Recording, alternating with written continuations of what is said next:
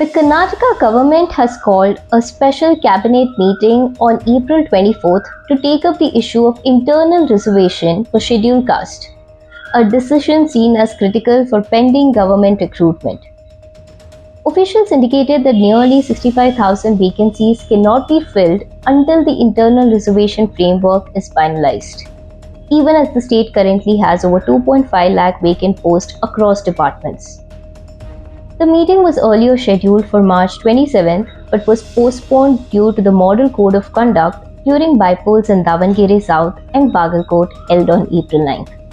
With elections now over, the government has moved ahead with the decision. Sources said the state is working on distributing the existing 17% SC quota among 101 subcaste. The proposed formula is set to allocate around 6% each to the SC left and SC right groups, and about 5% to other communities, though the plan remains legally contested. A major challenge comes from the Karnataka High Court, which has restrained the use of enhanced reservation levels introduced in 2022.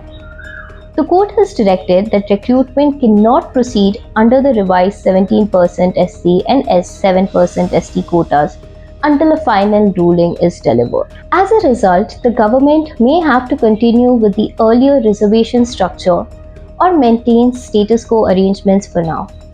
Recruitment processes initiated before November 2025 will proceed under existing legal provisions. The move comes amid rising pressure to accelerate hiring following protests by unemployed youth, including a major demonstration in Hubli on February 24th. The internal reservation push is based on long-standing demands to address disparities among Dalit groups, supported by a statewide survey covering 1.7 crore SC citizens.